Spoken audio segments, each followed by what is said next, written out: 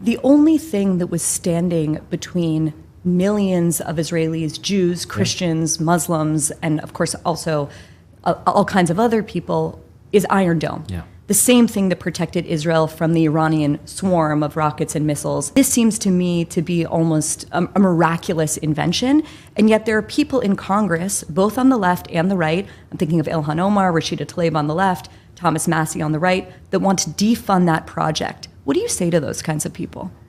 How do they justify that? Look, I mean, if we were to disarm, every rocket that's fired at Israel is an attempt at mass murder. And if we were to disarm Israel in the face of aggression from Hezbollah and Hamas and the Houthis and the Islamic Republic of Iran, you're simply creating conditions that would lead to the mass murder of Jews in Israel. And that to me is completely unacceptable. I tell people, imagine if the United States were to live in close proximity to the most powerful terrorist organization in the world, Hezbollah. And imagine if the terrorist organization were firing up to 10,000 rockets over the course of a year at American homes and communities, causing the displacement of 100,000 Americans and murdering children, American children. Does anyone think that the United States would wait a year before responding? Like, Israel has shown remarkable restraint in the face of Hezbollah and Iran's aggression, a level of restraint that the United States would never show. And so we have to stop expecting Israel to accept what no other nation state would accept, to accept what every other nation state would deem unacceptable. We have to stop holding Israel to a dangerous and deadly double standard. There's a level of moral confusion around this topic that confounds me, right? If we go back to September 11th, 2001, and we just imagine a scenario in which on September 12th of that year, New Yorkers, or people around the country, were marching through city capitals, declaring their love for Al-Qaeda and Osama bin Laden.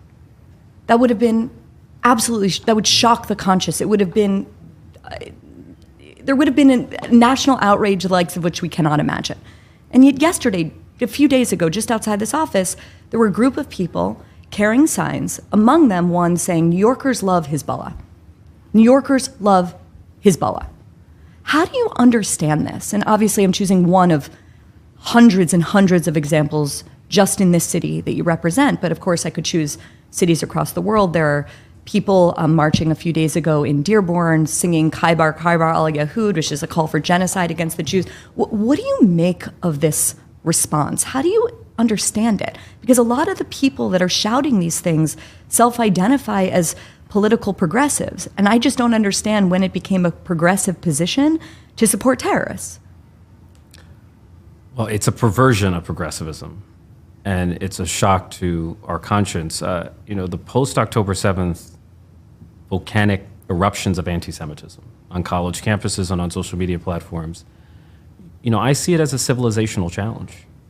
If we as a society, if we cannot condemn with moral clarity the cold-blooded murder of children and civilians, or if we have Americans cheering and celebrating the deadliest day for Jews since the Holocaust, it means we are in real danger of rotting from within as a society.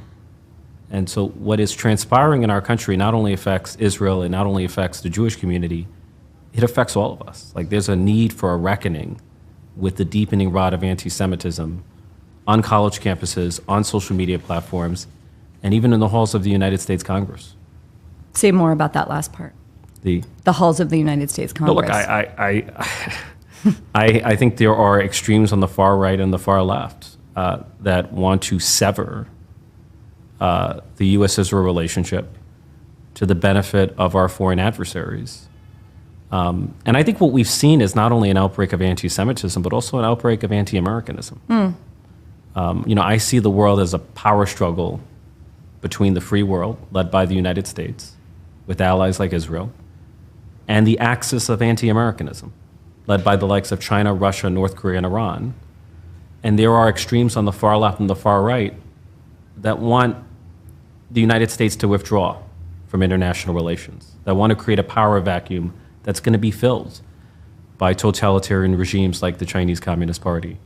which would be to the detriment of the U.S.-Israel relationship. So I think that's the core debate that's unfolding in Washington, D.C.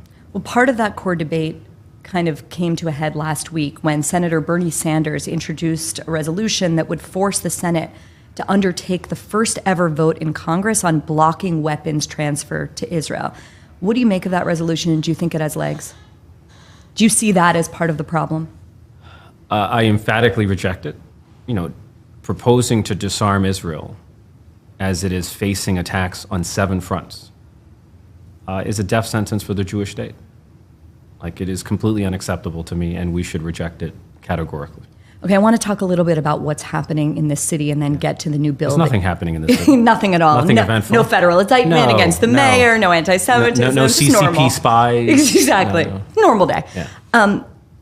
Officials at CUNY's Baruch College instructed Jewish students not to attend a Rosh Hashanah celebration, Jewish New Year starts tonight, because their safety from violent anti-Israel protesters couldn't be guaranteed. You spoke out against this. Ultimately, the college backed down.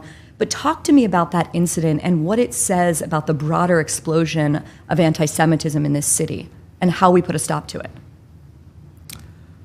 it. I've been deeply troubled by the anti-Semitism that I've seen in CUNY. I've spoken to Jewish students at CUNY who feel threatened by a pervasive atmosphere of anti-Semitic harassment and intimidation. If you are targeting a Jewish institution like Halal simply for being Jewish, you're engaged in anti-Semitism, right? If you're substituting the word Zionist for Jew in an otherwise anti-Semitic trope or threat, you're not only guilty of anti-Zionism, you're guilty of anti-Semitism. And that's what we're seeing on college campuses. There was an incident in which a violent mob followed Jewish students to a kosher restaurant known as Mr. Broadway. The students were participating in a dinner sponsored by Halal, only to find themselves blockaded by a violent mob, an anti-Israel mob, that was blocking the entrance, slamming the windows, and hurling epithets at Jewish patrons. And I asked myself, imagine if the KKK had harassed black students, or if the members of the Westboro Baptist Church were harassing LGBTQ students, or if white nationalists, inspired by the Great Replacement theory, were harassing Latino students. Does anyone doubt that there would be anything other than overwhelming outrage from every element of the academic and political establishment? And so why the silence and cowardice and indifference when it comes to the safety of Jewish students? When I speak to Jewish students, what they're seeking is not preferential treatment. They're seeking equal treatment. We as a society should treat the Jewish community with the same empathy and sensitivity that we treat every other minority in our society. And we should treat anti-Semitism with the same seriousness that we treat every other form of hatred in our society. But do you think the reason that's not happening, and the reason that there's either silence in the face of it, which is frankly the best case scenario, or outright sympathy for the people protesting against the Jewish students eating inside the kosher restaurant, is because a lot of young people have swallowed a morally inverted view of the conflict in which Jews, pro-Israel Jews, the majority of Jews, somehow represent white supremacy, and the Palestinians in the conflict somehow represent in their mind, oppressed black people. In other words, the racial politics of America, or what used to be America, American history, have been projected onto a faraway, complicated place. And that's sort of, in their view of things, that's, you should protest the people that are standing up for, in their view, an apartheid regime. And now you have Ta-Nehisi Coates, by the way, out with a new book saying exactly that. Is that where it's coming from? How do you explain the silence or the sympathy for the protesters? Well, Maddie Friedman brilliantly describes the phenomenon as the Americanization of the Israeli-Palestinian conflict. We as Americans tend to apply American ideology where it doesn't belong. But you're exactly right. One of the most influential ideas on college campuses is the idea of intersectionality, which has been weaponized against both the Jewish people and the Jewish state. But there seems to be a worldview that divides the universe into two, oppressor versus oppressed. And in the minds of many in Gen Z, Israel's the oppressor that can do no right. And not only Palestinians, but Hamas is the oppressed that can do no wrong. And that is the distorting, simplistic lens through which the Israeli-Palestinian conflict is seen.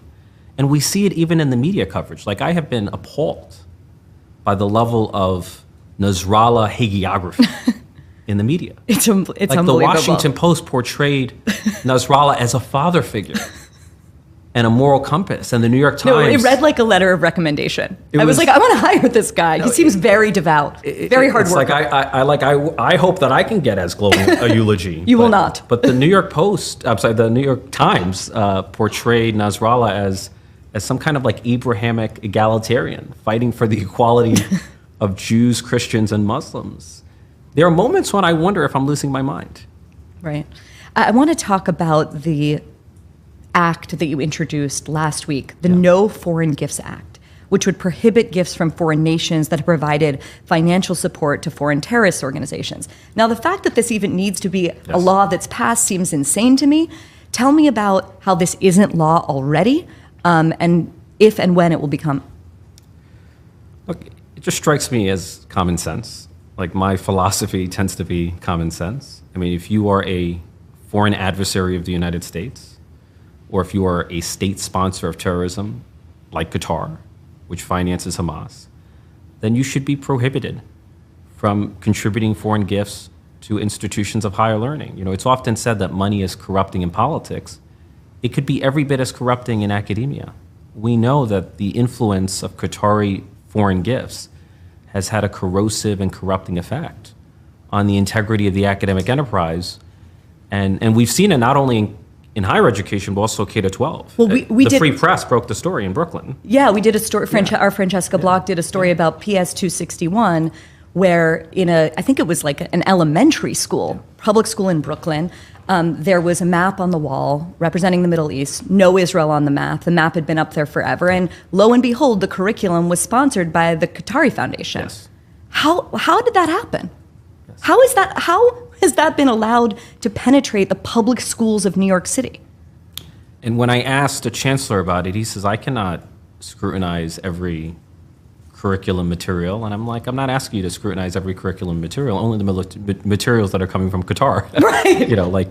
There should be heightened scrutiny or an outright prohibition of foreign gifts from countries like Qatar, which finances terrorist organizations like Hamas and does it unabashedly.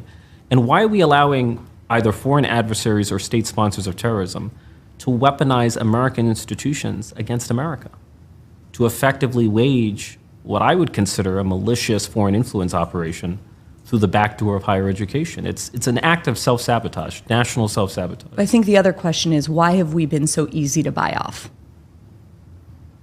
That's like a fundamental, I think, question of political will that we need to be asking ourselves.